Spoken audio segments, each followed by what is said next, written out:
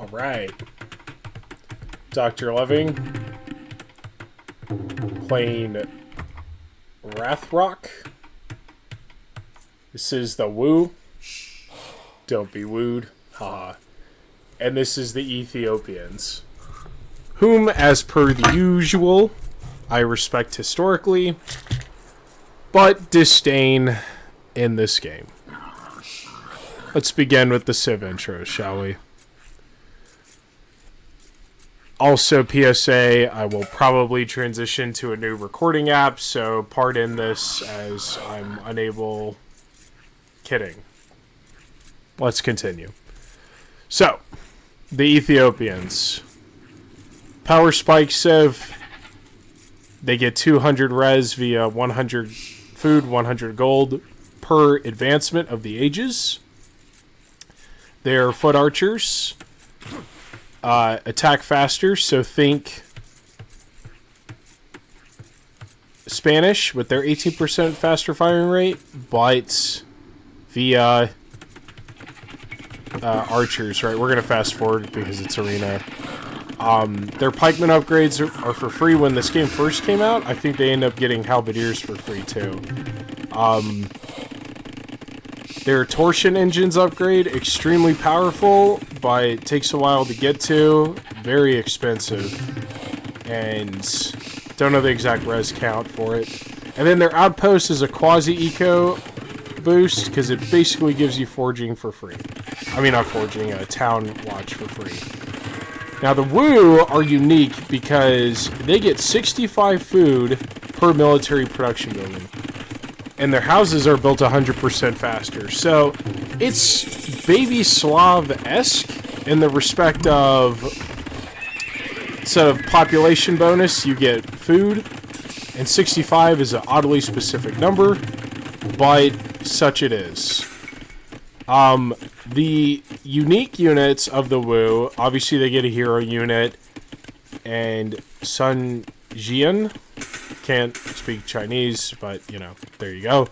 Or Sun Yin, perhaps. Sun Yin, whatever. Anyways. Yeah, increases movement speed, almost has 400 HP, and the Fire Archer is like the old school obsidian arrowed Mayan archers, where it does bonus damage to buildings, but it gets increased range. So fully upgraded, I think it will outrange most castles at, I think, 13 range, fully upgraded. It can also outrange castles in Castle Age. So by and large, you keep it with your upgrades, it can demo buildings. If you want to see it to its fullest potential, there's a video that Hera produced where it does, with the Saracens, which which gives foot archers +2 damage against buildings. It shreds castles and defensive structures in general. So fully maximized, very interesting. So I am going with the Jian Swordsman because it has an insane amount of pierce armor. Its base is 5. And as the armor upgrades kick in, it can get up to 7 in Castle Age, which there's a few cavalry units that can get 7 pierce armor in Castle Age. Are there? The Centurion gets 5. No. There is no cav unit that gets 7 in Castle. And then the Tarkin and the Tiger Cavalry can get up to 6. So I'm going to do something pretty, not fully cheeky, but I would call it peachy. What does that mean? It means we're going to commit. Now, this is interesting. Okay, there's the monastery. Again, based. Look at that. Fantastic. Most of the Asiatic civs and nomadic share the same style monastery, so pretty cool. But yellow being my favorite color makes everything look better. IMO. But anyways, so I put a lot more to gold and a decent amount to food. Obviously, we're doing good now, but I'm not necessarily wanting to nuke his civilization right now terms of like going in and wrecking shop, because I want to try this new strat at a greater proportion. So I stumbled into this, right? And I'm fortunate in that I get the kill.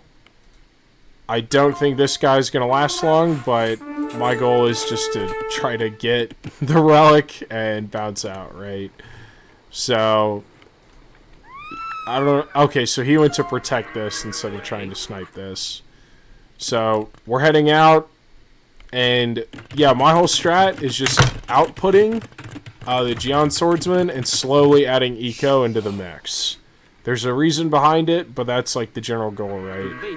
Full capacity, this thing moves ridiculously quick. If I had Capture Age, I could really see how fast it moves. So I didn't notice that because I'm back home upgrading. And then I'm going to go ahead and get that relic back. I learned via Red Phosphoru, you can really pick things up. Yeah, that was unfortunate. Good on him. But I'm coming right back. So we both did our macro game. Probably more towards our eco in that particular instance than either of us would have liked. So why he built a stable instead of an archery range earlier, don't know, don't care. Oh yeah, HUD. Okay. So I built a market, and that's kind of that. And so at this point, I just want to get the res, right? Or not the res, the English. The relics. So yeah, doing solid, just cleaning up the scout cavalry. Oh, that's why he built it earlier, is he wanted to fight for the relics. So anyways, he's obviously, at this point, pretty much going to quit on that notion. Something I did not mention about the Wu, their infantry regenerate health, akin to how the Georgians regenerate health for their cavalry, but this is done so for the infantry. Now, while I will reveal more of the strategy as time portrays itself, this will be the plan. So I deleted that Jian Swordsman so he wouldn't convert that, because these bad boys are very expensive. 45 food and 50 gold, which is an exceptional amount for infantry. But it's worth it for what it can do, contrary to the Conquistador or the Conch, as per T90, wonderful AoE 2 creator, content creator. The Conchs need to have a cost increase. The Jian Swordsman is appropriated in its cost for what it can do. But that is what it can do. So we're going to speak about what we're doing right now. So, massing some rams. This Civ is crazy because it may be the only Civ in the game that does not even get capped ram, which is absolutely bonko. Why? I'm not sure, but see how it goes. So, okay. So at this point, we're just kind of booming at the moment, the both of us, and creating military in the process. So I obviously have incentive to build buildings, well, military production buildings, and so that to say, that will happen. This house, again, with the team bonus of building 100% faster, just goes so quick. So anyways, as all of this is unfolding, slowly going to start booming, because while I would like to get more huge, this is the plan. The hidden attribute of the Jian Swordsman, they get a +4 attack against archers, which is wondrous for what I plan on doing. And unlike most infantry civs, this civ feels relatively not clunky, because while the bonuses are unique, it just promotes production. So the need to create houses and military production buildings are just kind of tied together, which is very nice. Now, with all the relics at hand and with the production being as good as it is, at this point, it's just, alright, we're going to keep adding eco, which is good, and we're going to want to go ahead and get ready to engage this with the units we have in mind. So, that will be the plan. In the meanwhile, just again, continually adding what we need to do to just boom, right? So, we're both on 3 town centers. We're both producing military. He clicked up to Imperial Age. This engagement will be determinative of how this game can go, but I think it was interesting in how things are going to unfold. Now, let's check our military accounts. I am at slightly more than him, well, we'll call it 25% more effectively, and increasing. He has 3 archery ranges. I have 3 barracks. So, both on the same town centers, barracks count, and that's kind of that, right? So, I don't see what's happening, and I'm going to find out pretty soon. So, with all of this, it takes basically 3 volleys just to kill one of these, right? So we're going to load up as best as we can. He didn't even get ballistics out of all that, but we're heading out, right? So what does he have in mind? Well, first, we're going to just kind of do the mind games thing, / position ourselves, and now we're getting our first engagement. So let's see how this goes. So we're killing the monks, and then we're going to just keep going. This was such a mistake of his, but I got no problems with it, right? So at this point, we're just, again, wanting to surround this. And I don't necessarily care about him getting to Imperial Age, because this is an opportunity for me to wipe out his crossbow numbers while he's doing all of this, right? So, the score is indicative that in spite of this really good engagement for me, it's still a lot closer than what we think, right? So, why I did that is because I double-clicked all of them to garrison, but we're going to clean this up. So, he's giving up out of frustration, great for me. And while all this is happening, my infantrymen are healing, and that is so fantastic. So, by wiping out that Arbalest, or soon-to-be Arbalest army, by wiping out at least 35 crossbowmen, because I objectively, you know, killed, like, in this entire bandwidth, at least 4 monks, probably 5, at least 5 cavalry, probably 6, and then at least 6 to 8 villagers. But all that to say, at this point, it's just disruption, right? So, while I'm not in the biggest rush to get through, I'm now got enough of an entryway to where I know, hey, he's going to have Arbalester, he's going to have all the upgrades in, so my unit will slow down. So what do I need to do to counter this? Well, I need as many villagers as I can on food, I need to keep producing units, and I need to cause as much damage as I can to buy myself the most amount of time. So, with all that, just keep his army back, just destroy his eco as best as I can, and just jump in and out of the rams via Red Phosphor style. That guy's like 2200 elo, he does all in castles, and I learned from him how to garrison on garrison more effectively. So, this is fantastic. Just destruction, right? While I value the lives of my soldiers, at this point, it's just, okay, how much eco can I destroy? And can I keep his Arbalest number down? His mistake was forcing this engagement, thinking he could handle this, and I think he did not properly evaluate the power of the Jian Swordsman, even with all of his Imperial Age upgrades in. Chemistry, Arbalester, probably Thumb Ring. It's probably all in. Meaning his upgrades, right? And in spite of all that, this unit will still do an exceptional job.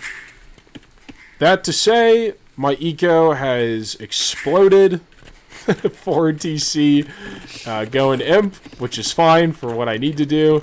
And then the rest of the time, I'm just going to start throwing everybody on gold. Because I know at this point, the only way I can lose this game, which I looked away, and there's still some destruction going down. Because he should have saved his Arbalesters, which is contrary to saving your eco, but he just didn't know what to do. And I am not complaining. So, great by me. When this unit loses enough HP, it will pick up speed. So let's go ahead and watch. It will transition from the shielded... Okay, it died too quick. Basically, it drops its shields, picks up its movement speed, drops armor, and then it, English. Yeah, it just gets faster. And attacks a little harder. Which, arguably, you could use to hit and run once when that threshold is met, but by and large, that's kind of that, right? So, just wanting to increase our production numbers, increase the gold count, and that's what we're going to want to do, right? So, okay, so we're doing a pretty decent job on that. I think we're up to 4 barracks. Definitely should have gotten a lot more amidst all that, but we're going to be fine. Production is going good. We'll get a castle up. I don't get Trebs as one of the 4 Kingdom civs, so that's interesting, but yeah. I eventually stopped making rams because I know, okay, I don't even get capped ram, but we'll have enough in mind to just do what we need to, right? So, he's back. Again, if you didn't watch the other recent video I posted against the Ethiopians, this is what they sound like. Which is pretty cool. Yep. Yep, pretty fun. Yep, all the nice little Ethiopian verbiage. And to my knowledge, the 3 Kingdom civs all sound the same. If you ever watch any of the Way games that I play, they sound quite similar. So, maybe that's just a 3 Kingdom civ share along, I don't know. Alright, so we're getting the final armor upgrade. This is going to jump to 9 pierce armor. What does this unit attack on? A 9 fully upgraded. So let's see how this goes. So the damage output is really good. And garrisoning is solid. And the full armor upgrade is about to kick in. Should I have waited for this engagement? Yes. But do I know I have map control and production? Also yes. So let's see how this goes. With all of this, I'm still able to really take a good engagement. And that was with the armor not fully kicked in yet. So, just generally poor micro from him. There were better ways to do it. But after all that, he still has a decent amount of Arbalesters, but as indicative, my kill-death ratio is exceptional. So, we're going to do this, right? Thankful that castle didn't go down. So, I'm somewhat baiting him with the villagers, because I know with 9 pierce armor, I am not scared at all. So I got 1 villager left. Alright. I used the rams to take the Treb out, because obviously why not? And at this point, the Jian Swordsmen are going to do their job. Not worried about it, and I can just keep producing. So good. We're getting our production facilities up. And this more or less ices the game. I'm not worried about any little show tell, anything like that.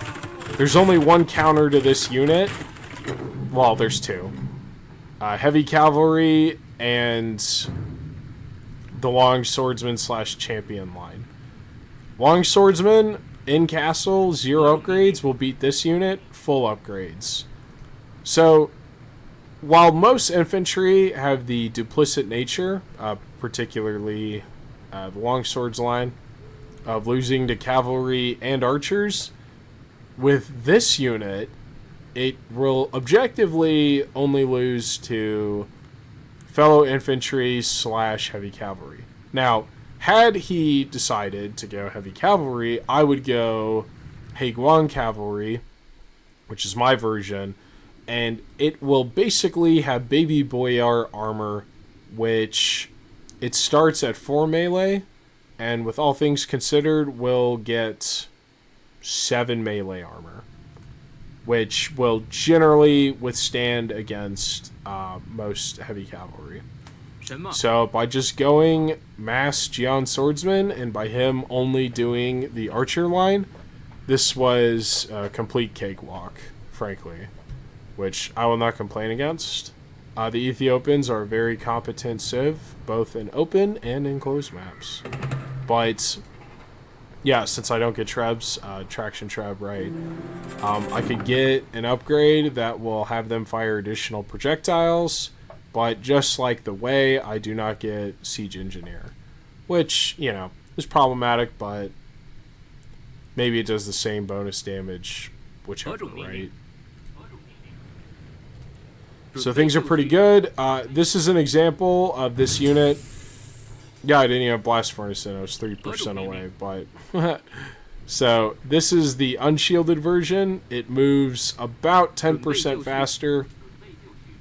But as indicative on the 2 units, you can tell the armor differences. So drops 2 melee and drops 3 pierce. Gets faster, hits harder. There's no elite upgrade for this, but it gets +2 attack and imperial. So you could argue I had blast furnace for free, air quote, but then I will get blast furnace obviously as it's generating. Could always go to blacksmith. It's not against the law. Should consider that. But okay, so had a blast trying the civ out, and really excited to try it out in team games. So I'm Dr. Loving. I played Rothrak,